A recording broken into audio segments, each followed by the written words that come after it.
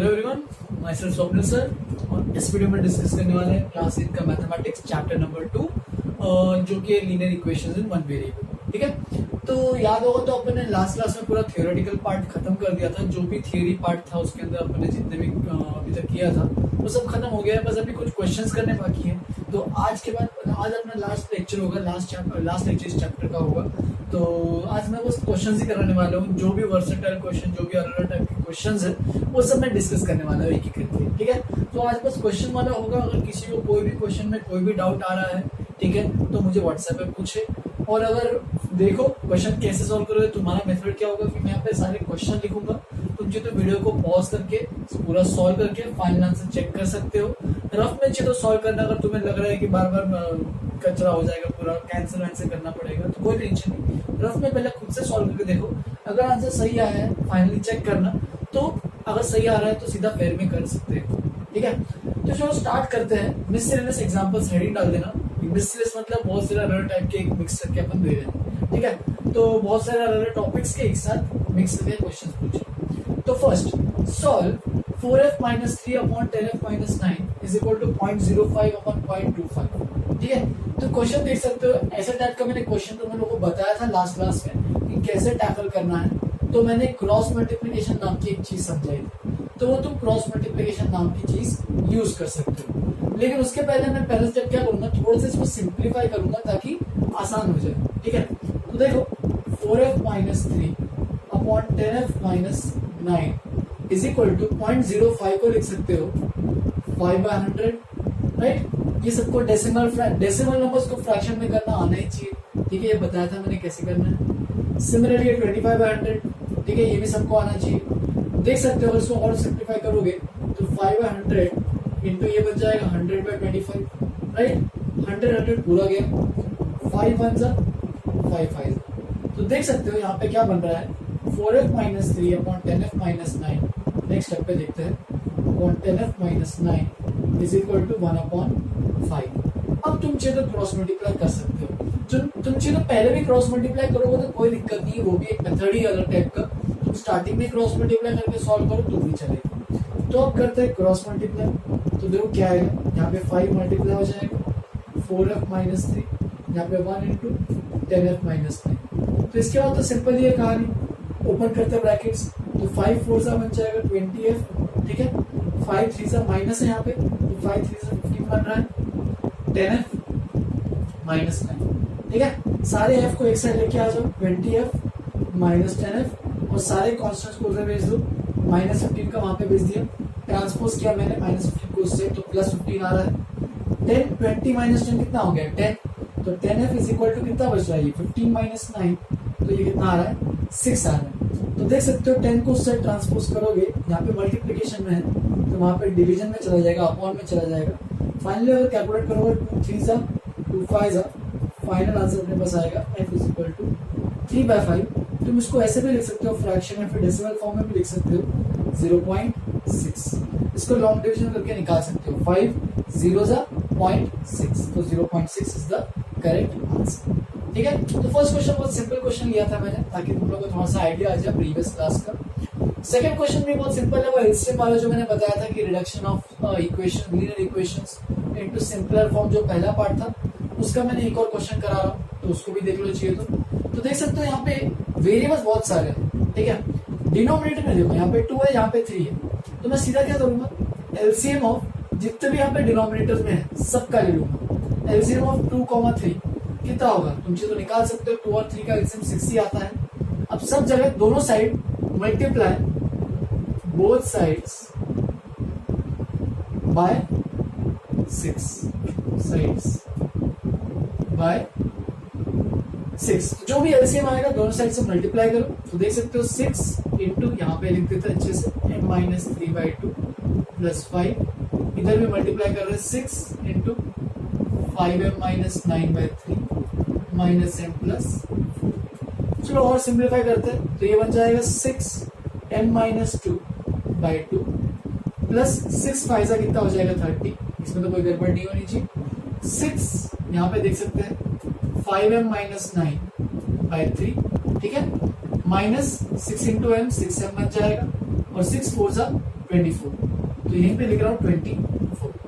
फिर देखो 2 1 जा 2, 2 3 जा 6, तो ये बन जाएगा 3 times m-2 plus 30। Similarly equal to यहाँ पे 3 1 जा 3 2 जा 2 times 5m-9 minus 6m plus 24।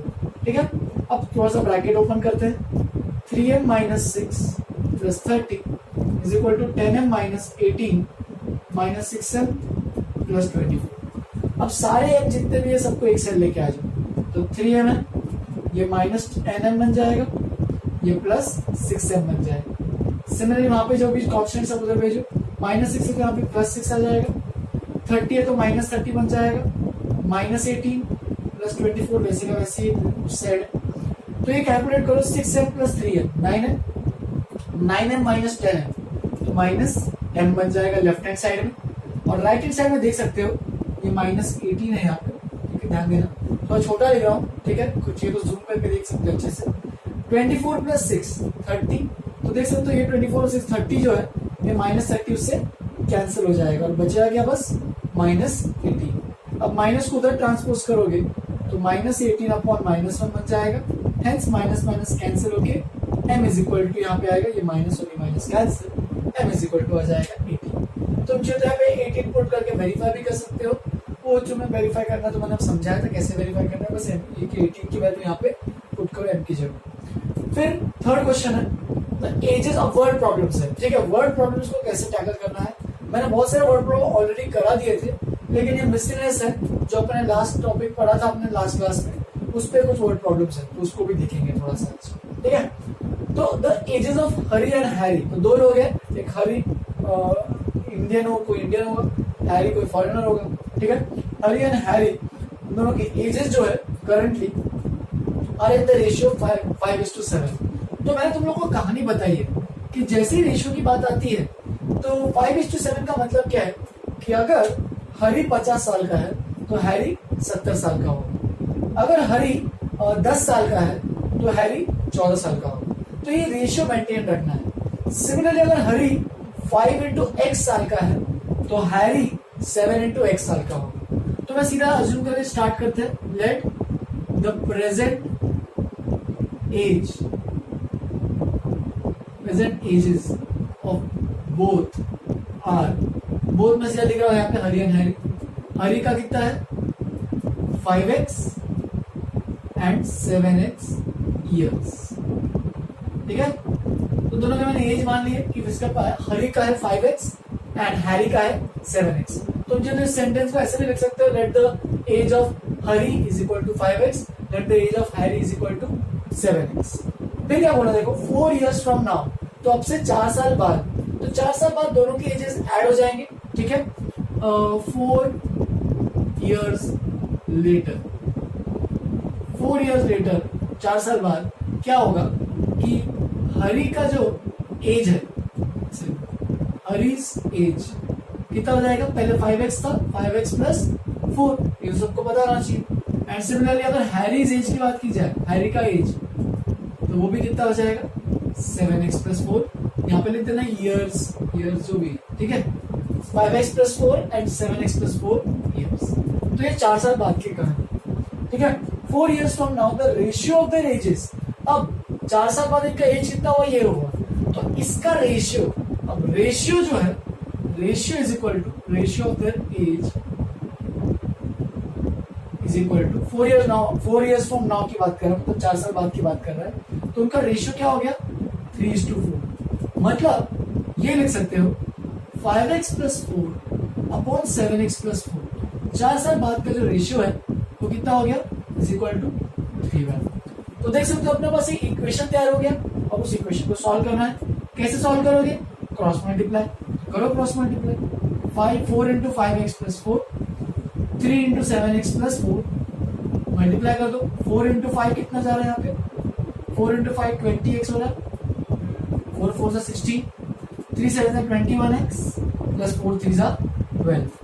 x को इधर भेज दो तो 20x माइनस 21x, 16 को उधर भेज दो माइनस 16 प्लस 12। तो सारी चीजें मैंने ट्रांसपोज करना सीखा है अब तक। ये ट्रांसपोजिंग वाला सबको चक्कर इजी हो गया होगा, समझ में आ गया होगा होपफुली। जिनको अभी भी ट्रांसपोज करने में दिक्कत है मुझे बताओ अपने बारे में कि मुझे दिक्कत जा रही है, मैं कुछ हेल्प और कुछ कर पाऊंगा। ठीक है, 20x माइनस 21x अगर करोगे 20 में से 21 अगर निकालोगे तो -1 बचेगा, तो इसलिए -x बचेगा। -16 प्लस 12 करोगे तो -4 बचेगा, और माइनस को यहाँ पे ट्रांसपोज करोगे तो -4 अपॉन -1, यहाँ पे minus minus cancel, x equal to 4 बचेगा। लेकिन x की वैल्यू नहीं चाहिए, हमें क्या चाहिए, फाइंड द प्रेजेंट एजेस। तो प्रेजेंट एज क्या है, 5x and 7x, hence present ages of, यहाँ पे लिख देना both Hari and Harry are क्या लिखोगे 5x, तो x कितना है 4, तो 5 4 जा 20 years एंड 7x, तो 7 4 जा 28 years। तो ये अपना फाइनल आंसर आएगा कि करंटली हरी जो है वो 20 साल का है एंड हैरी जो है वो 28 साल का है, इसलिए उनका रेशियो जो है इनिशियली 5:7 है, 4 साल बाद उनका रेशियो 3:4 हो रहा है। तो इस क्वेश्चन को अच्छे से समझो और फिर अपने नोटबुक में तीनों क्वेश्चन अच्छे से एक बार लिखो। फिर और भी 3-4 क्वेश्चन करते हैं, ज्यादा लंबा आज वीडियो नहीं रखूंगा, 10-15 मिनट का वीडियो रखूंगा, क्योंकि चैप्टर खत्म ही हो गया। आज नया चैप्टर नहीं स्टार्ट करूंगा, नेक्स्ट क्लास में स्टार्ट करेंगे नया चैप्टर। ठीक है, तो और 3-4 क्वेश्चन करते हैं, देखते हैं डिपेंडिंग ऑन टाइम कितना अवेलेबिलिटी है अपने पास, कितने क्वेश्चन अवेलेबल है। और होमवर्क तो रेगुलरली करना ही, मैंने आज लास्ट क्लास में मैंने जो होमवर्क दिया था किसने मेरे को इन्फॉर्म नहीं किया अभी तक कि होमवर्क कंप्लीट हुआ है कि नहीं। देखो ढीले मत पढ़ो, तुम लोग स्टार्टिंग में जोश में थे, बहुत अच्छी बात है, लेकिन अभी आगे जाते रहोगे तो अपने को जोश मेंटेन रखना है, अपने को ट्रेन को हमेशा सेम स्पीड पे रखना पड़ेगा, तभी तुम अच्छे से ग्रास्प कर पाओगे टॉपिक्स और अच्छे से आगे बढ़ पाओगे। ठीक है, इसीलिए मैं बोल रहा हूँ कि जो भी मैं बता रहा हूँ उसको रेगुलरली अपने टाइम टू टाइम कंप्लीट किया करो। डाउट्स पूछो, अगर डाउट्स नहीं रहेंगे मुझे इन्फॉर्म तो कर दो कि सर सारे हो गए, नो डाउट्स ऐसे करके इन्फॉर्म कर दो। ठीक है, चैप्टर 2 में 2.3 तक बहुत लोगों ने मुझे पूछे थे डाउट्स, जो भी है मुझे सब कुछ इन्फॉर्म किया था कि कोई डाउट्स नहीं सर हो गए, लेकिन 2.4 के बाद अभी तक किसका है मुझे मैसेज या फिर किसी का इन्फॉर्मेशन मुझे नहीं पहुंचा है। तो जो भी डाउट्स है मुझे भेजो, उसके आगे मैं और डाउट्स क्लियर करूंगा। चलो फिर ये पहले 3 क्वेश्चन लिखो आज के लिए, और भी 2-3 क्वेश्चन और करते हैं, फिर यहीं पे इसके बाद खत्म लिखो। चलो फिर आज लास्ट के 2 एग्जांपल्स करते हैं, इनफैक्ट 3 एग्जांपल्स है। थर्ड वाला जो है एक बड़ा सा एक सरप्राइज वर्ड प्रॉब्लम है तुम लोग के लिए। याद हो तो मैंने पहले भी एक सरप्राइज वर्ड प्रॉब्लम दिया था। ठीक है, तो फास्टेस्ट फिंगर फर्स्ट, मतलब सबसे पहले जो आंसर देगा, चलो उसकी तरफ से जब लॉकडाउन खुल जाएगा मेरी तरफ से उसके लिए प्राइज रहेगा। ठीक है, तो इसलिए जल्दी फटाफट सबसे पहले कौन करके दिखाता है करेक्टली, मतलब करेक्ट आंसर करके कौन दिखाएगा 6th वाला, उसके लिए प्राइज है। ठीक है, चलो फिर तब स्टार्ट करते हैं आगे वाला। फोर्थ एग्जाम्पल देख सकते हो, in an examination a student requires 40% marks to pass. तो ये टिपिकल एक क्वेश्चन है ये। ठीक है, तुम रियल लाइफ सिनेरियो में बहुत बार देखोगे भी ये क्वेश्चन ऐसे वाले। ठीक है, कि जब तुम अपने मार्क्स कैलकुलेट कर रहे हो तुम्हें पता है कि अच्छा इतने परसेंट पे फेल होने, इतने परसेंट पास होते हैं, तो ये सारी चीजें हैं। तो इस पे क्वेश्चन को देखते हैं एक बार क्या क्या पूछा है, उसके हिसाब से उसको आंसर करेंगे। A student requires 40% marks to pass, मतलब पासिंग क्राइटेरिया कितना है कि 40% तो आने ही चाहिए। अब परसेंट का सबको पता होना चाहिए, होपफुली सबने परसेंटेज अच्छे से पढ़ा होगा। ठीक है, जिन्होंने परसेंटेज नहीं पढ़ा है एक बार रिवाइज करो अपने प्रीवियस क्लास के नोट्स, अपने 7th स्टैंडर्ड क्लास के नोट्स एक बार देखो, उसमें पूरा परसेंटेज अच्छे से एक्सप्लेन किया है। और फिर भी अगर कुछ भी नहीं आ रहा है इस परसेंटेज में, तो मैं तो हूँ ही, तो मुझे एक बार व्हाट्सएप पे मुझे पर्सनली इन्फॉर्म कर सकते हो। ठीक है, तो चलो स्टार्ट करते हैं। 40% मार्क्स चाहिए पास होने के लिए। इफ अ स्टूडेंट गेट्स, एक स्टूडेंट है उसको 302 मार्क्स मिले हैं एंड फेल बाय 18 मार्क्स, मतलब उसको 302 मार्क्स मिले हैं, इतना ज्यादा है, लेकिन तभी वो फेल हुआ है। कितने मार्क्स से? 18 मार्क्स से फेल हुआ है। ठीक है, तो चलो देखते हैं उसने क्या पूछा, फाइंड द टोटल मार्क्स। तो जो भी अपने को निकालना होता उसी को अपन क्या मानते हैं, उसी को बोल देते हैं वो वेरिएबल है। Total marks is equal to X, तो मैंने टोटल मार्क्स को मान लिया एक्स। अब marks required to pass, marks required to pass, कितने मार्क्स चाहिए? अगर टोटल एक्स मार्क्स का है पेपर तो 40% मार्क्स चाहिए। अब 40% ऑफ एक्स होना चाहिए। अब परसेंट का मतलब क्या होता है, 40/100 इंटू एक्स। अगर तुम अच्छे से कैलकुलेट करोगे 0 0 गया, 2 2 जा 4, 2 5 जा 10, तो ये बन जाएगा 2x/5। तो मार्क्स रिक्वायर्ड टू पास, यहीं पे ऊपर लिख देता हूँ, मार्क्स रिक्वायर्ड टू पास कितना आना चाहिए, 2x/5 5 मार्क्स आने चाहिए। ठीक है, तो अब देखते हैं if a student gets 302 marks, तो एक स्टूडेंट को 302 मार्क्स मिले हैं। स्टूडेंट ऑब्टेन 302 मार्क्स, ठीक है, उसको 302 मार्क्स मिले हैं और वो कितने मार्क्स से फेल हुआ है, तो 18 मार्क्स से फेल हुआ है। मतलब उसको फेल होने का मतलब क्या है कि उसको और 18 मार्क्स मिलते तो वो पास हो जाता। तो इसका मतलब एक चीज क्लियर हो गई कि पासिंग क्राइटेरिया कितना है, यहाँ पे कितना, ही फेल्ड बाय 18 मार्क्स। अब देयरफॉर पासिंग मार्क्स कितने हैं, यहां से तो क्लियर हो गया, 302 में और अगर 18 मिलते तो पास हो जाता बेचारा, राइट। तो इसलिए 320 मार्क्स पासिंग मार्क्स है। ठीक है, लेकिन अपने यहाँ पे देखे थे marks required to pass, passing marks कितने होने चाहिए थे, 2x/5। बस दोनों को इक्वेट करना है, 2x/5 इज इक्वल टू 320। यहां से x की वैल्यू निकालो, 2/5 को वहां पे ट्रांसपोज करो, 2/5 को वहां पे ट्रांसपोज करोगे तो वो बन जाएगा इंटू 5/2। ठीक है, पूरा उल्टा हो जाएगा, 5 यहाँ पे मल्टीप्लीकेशन, 2 यहाँ पे डिवीजन में जाएगा, 2 1 16 160 आ जाएगा, और 160 इंटू 5 कितना बन रहा है, तो x की वैल्यू यहाँ पे कितनी आएगी, 16 5 80 होता है, तो ये बन जाएगा 800 मार्क्स। तो देख सकते हो टोटल पासिंग मार्क्स कितने थे, मतलब टोटल कितने मार्क्स का पेपर था, 800 मार्क्स का पेपर था, जिसमें 320 आते तो वो पास होता, लेकिन उसको 302 आए हैं, जिसमें वो 18 मार्क्स से फेल हो गया। तो यही जो निकालना था, फाइंड द टोटल मार्क्स, जो हमने ऑब्टेन कर लिया। तुम इसके बाद एक और लाइन लिख सकते हो, therefore total marks is equal to 800। Next question देखते हैं, fifth question, the sum of the two digits. ये ऐसे वाले क्वेश्चन बहुत, जब तुम हायर ओलंपियाड्स के लिए प्रिपरेशन करोगे तो ऐसे टाइप के क्वेश्चन बहुत पूछता है वो। ठीक है, चलो देखो, चलो, if sum of the two digits of a 2 digit number, तो इसका मतलब 2 डिजिट वाला नंबर है। 2 डिजिट वाला नंबर सबको समझ में आ जाना चाहिए कि ऐसे 2 डिजिट्स है यहाँ पे। ठीक है, मान लो यहाँ पे कुछ x होगा, यहाँ पे ऐसे नहीं लिखते, यहाँ पे लिखते हैं अपन टेंस और यहाँ पे वंस, मतलब t मतलब टेंस डिजिट है और o मतलब वंस डिजिट। ठीक है, तो उसने बोला था दोनों का सम जो है वो क्या है, 15 है, मतलब 10 वाले का नंबर, जैसे कि सपोज अगर 76 है, ठीक है, तो ये 7 और 6 ये दोनों डिजिट्स का सम जो है वो 15 आना चाहिए। ठीक है, ऐसा होता है, एग्जांपल लिया, ये नहीं होगा, सपोज 9 या 6 कुछ हो सकता है, ऐसे कुछ टाइप के क्वेश्चन होंगे, कुछ नंबर्स होंगे। ठीक है, and difference between them is 3, मतलब इन दोनों का अगर डिफरेंस निकालोगे तो 3 आएगा। तो चलो एक काम करते हैं, let one of the digit दोनों में से कोई भी एक मान लेते हैं बी एक्स। तो वन ऑफ द डिजिट मतलब दोनों में से कोई एक डिजिट जो है वो एक्स है, देयरफॉर अदर डिजिट। अब बताओ अदर डिजिट क्या होगा, कि अगर एक डिजिट एक्स है तो दूसरा डिजिट क्या होगा। तो देख सकते हो दोनों का जो सम है, यानी अगर इन दोनों को अगर ऐड करोगे तो 15 आएगा।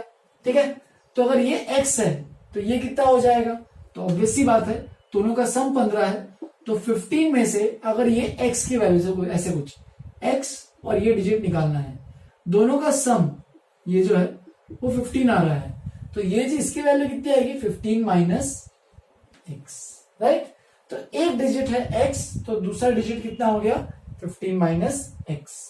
फिर उसने क्या बोला देखो, and the difference between them is 3। तो दोनों के बीच में जो डिफरेंस है वो कितने का है, वो 3 का है। तो डिफरेंस बिटवीन देम, पूरा लिखना अच्छे से, ये मैं शॉर्ट फॉर्म में लिख रहा हूं, जगह कम है इसलिए। डिफरेंस बिटवीन देम इज 3, यानी x ये पहला डिजिट था, उसको जब मैंने माइनस किया 15 माइनस एक्स से, तो मुझे 3 मिल रहा है। तो x माइनस, इसको अगर ओपन करेंगे 15 plus X is equal to 3, तो 2x, 15 को उधर ट्रांसपोज करके भेज दो तो कितना आएगा, 15 प्लस 3 18। तो x की वैल्यू कितनी आ रही है, 9। ठीक है, तो अगर x की वैल्यू 9 आ रही है, therefore one digit is equal to 9, other digit 15 minus 9 कितना होता है, 15 minus X, 15 minus 9 that is equal to 6। तो देख सकते हो दोनों डिजिट हमने निकाल लिए कि एक डिजिट 9 है और एक डिजिट 6 है। इसका मतलब अब निकालना क्या है, प्रोडक्ट निकालना है। तो प्रोडक्ट ऑफ द डिजिट्स, दोनों डिजिट का प्रोडक्ट, तो सीधी सीधी बात है क्या करोगे 9 into 6 which is equal to कितना आएगा, यहीं पे लिख देता हूं 54। तो इसका आंसर आएगा अपने पास 54। ठीक है, चलो फिर ये भी खत्म करते हैं। ये फोर्थ और फिफ्थ क्वेश्चन को भी अच्छे से एक बार नोटबुक में लिखना, ठीक है, या इस चैप्टर का लास्ट पार्ट है। ठीक है, जो भी क्वेश्चन अलग अलग टाइप के मैं करा सकता हूँ करा दिया है, और भी बहुत सारे टाइप के इनफाइनाइट टाइप के क्वेश्चन एग्जिस्ट करते हैं। मैं तुम लोग अगर होमवर्क करोगे तो ही अच्छे से तुम अगर देख पाओगे कि अच्छा ये ऐसे भी टाइप के क्वेश्चन मिलेंगे। ठीक है, तो खुद प्रैक्टिस करो, खुद क्वेश्चन तुम्हें मैं चाहिए तो और दूंगा। पहले मैं रिकमेंड करता हूँ कि अगला चैप्टर स्टार्ट होने से पहले मैं रिक्वेस्ट करता हूँ कि सबको जितने भी एनसीईआरटी के सेकंड चैप्टर के एक्सरसाइज है, मेरे ख्याल से 2.6 तक है या फिर 2.7 तक है, जो भी है उसको पूरा खत्म करो। उसके बाद ही अपन नया चैप्टर अच्छे से स्टार्ट कर पाएंगे, उसको समझ पाएंगे अच्छे से। ठीक है, और ये सरप्राइज वर्ड प्रॉब्लम करना मत भूलना। इसको फटाफट तुम लोग अपने फटाफट आंसर निकाल के मुझे भेजो, देखते हैं कौन पहले करता है। ठीक है, तो उसके हिसाब से अपन नेक्स्ट क्लास में भी इस आंसर को, इस क्वेश्चन को अपन डिस्कस कर लेंगे। ठीक है, चलो फिर ये भी खत्म करते हैं। चैप्टर 2 ये पे अपना खत्म हुआ। आज के लिए इतना ही। Have a good day, enjoy.